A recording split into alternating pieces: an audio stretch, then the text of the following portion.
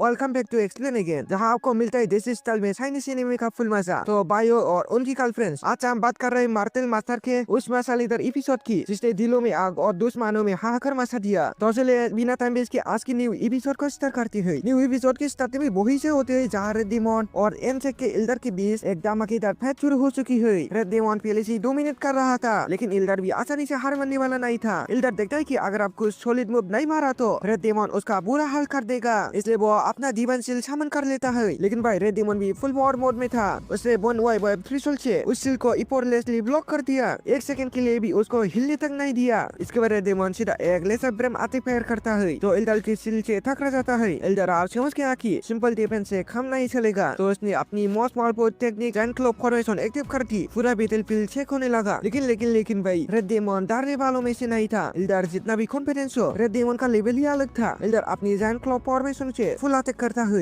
लेकिन सामने red daemon सिर्फ हंसता है और बोलता है ये बस पाने वाले अटैक्स, भाई इससे तो मुझे गुरगोदी भी नहीं होगी। इतना कहने के बाद रेड डेमन अपनी बोन वाइप निकलता है और एक ही झटके में उस जैंट क्लोब को 10 बना देता है। पूरा बैटलफील्ड हिल जाता है और एल्डर का चेहरा उतर जाता है। एल्डर ये सब देखकर अंदर से हिल चुका था। उसे समझ नहीं आ रहा कि रेड डेमन इतना पावरफुल कैसे है, लेकिन रेड डेमन भी अभी रुकने वाला नहीं था। वो अपनी बोन वाइप से कंटिन्यूअस अटैक शुरू कर देता है, एक के बाद एक बिना किसी ब्रेक के। एल्डर जितना भी बचने की कोशिश करता उतना ही बुरी तरह फंसता था। अब तो ऐसा लग रहा था कि एल्डर के पास कोई ऑप्शन ही नहीं बचा। लेकिन एल्डर किसी तरह रेड डेमन की बोन वाइप के संगल से बच निकलता है, मगर भाई डायरेक्ट अटैक से बच पाना उसकी बस की बात नहीं थी। रेड डेमन का एक पावरफुल स्ट्राइक सीधा एल्डर के सिर को तोड़ देता है और उसका कॉन्फिडेंस भी उसी के साथ बिखर जाता है। एल्डर आप फुल पैनिक मोड में आ चुका था। वही दूसरी तरफ हमें उन डिसिपल को दिखे जाता है जो अब होश में आ चुके थे। जैसे उनकी नजर क्विंची और सेंचाओ पर पड़ती है। उनको लगता है कि सेंचाओ कोई कमजोर बंदा होगा। अगर ये लड़की इसकी सरकारी है तो इसका मतलब ये हमसे लड़ने लायक नहीं है। ऐसा सोच के वो सीधा अटैक करने के लिए टूट पड़ती है। क्विंची इतने सारे डिसिपल को एक साथ अपनी तरफ आते देखकर डर जाते हैं, लेकिन उससे पहले ही सेंचाओ एकदम चिल मोड में बोलता है, चिंता मत करो। ये देखा डिसिपल और भी गुस्से से भड़क जाती है। इस लड़के की इतनी हिम्मत कैसी हुई, ये हमारे अटैक को देखकर भी इतना रिलैक्स कैसे है। क्या इसको लगता है कि हमें रोक लेगा? उन्हें अभी तक नहीं पता था कि सेंचाओ सिर्फ चिल नहीं था, बल्कि एक ऐसा तूफान का नाम था जो सिर्फ थपा ही आता है जब सब कुछ बर्बाद होने वाला होता है। डिसिपल का गुस्सा अब अपने पीक पर था।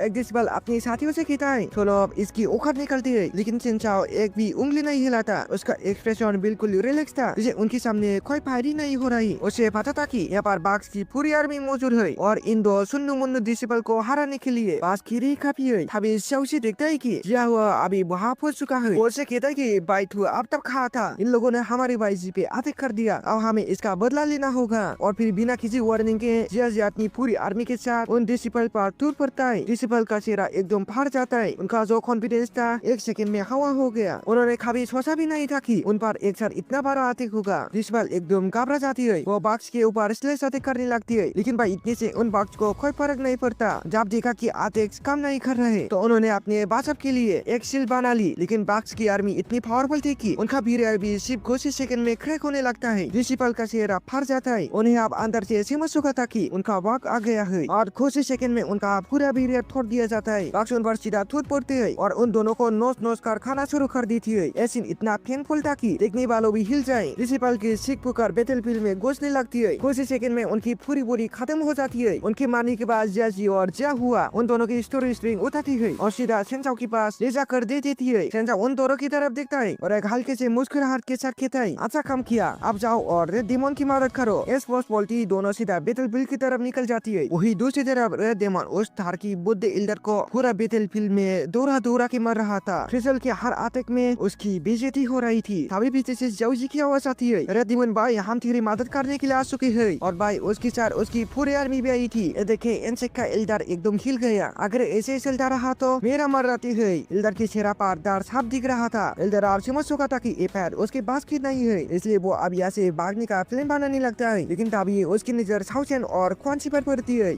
उसे भी लगता है कि सेंचाओ कोई कमजोर लड़का है, इसलिए वो रेड डेमन पर एकाते करके अपना नया प्लान स्टार्ट करता है। लेकिन भाई ये रेड डेमन है, वो कोई छोटी मोटी चीज थोड़ी ना है जो इसे किसी को भागने दे। रेड डेमन अपनी गोस्ट वीरिया टेक्निक एक्टिव कर देता है और एल्डर का रास्ता रोक लेता है। फिर हल्की से हंसी के साथ बोलता है, तुझे क्या लगता है तू मेरे संगल से बच के भाग सकता है? एल्डर एकदम फंस जाता है। वो पूरी तरह से डर चुका था और फिर रेड डेमन अपनी बोन वेब से एक और तेज अटैक छोड़ता है। इससे बचने के लिए एल्डर अपनी बॉडी को दो पार्ट में डिवाइड कर देता है। एक बार फाइट कंटिन्यू करता है और दूसरा पार्ट सीधा सेंचाओ और क्वांची पर अटैक करने के लिए निकल पड़ता है। रेडिमन अपनी बोन वाइफ से इल्डर के पिछले क्लोन को तबाह कर देता है, लेकिन तभी दूसरा क्लोन चुपके से सेंचाओ पर अटैक करने के लिए निकल पड़ता है। रेडिमन तुरंत रिएक्ट करता है और उनके ऊपर भी अपनी बोन वाइफ से अटैक करता है, लेकिन इल्डर उसकी अटैक को दोष करता हुआ सीधा हवा में चला जाता है और एक फॉर्मेशन बैरियर खर्च कर देता है। मगर भाई रेडिमन की पावर के आगे एक बैरियर भी बेखरता। इल्डर समझ गया कि और अब बचा नहीं जा सकता, इसलिए वो अपनी सारी बासी खुशी पावर इकट्ठा करते हुए और सीधा सेंचाओ के ऊपर अटैक करने के लिए जा पड़ता है। लेकिन भाई ये सब देख के जाओजी शुभ नहीं रह सकता था।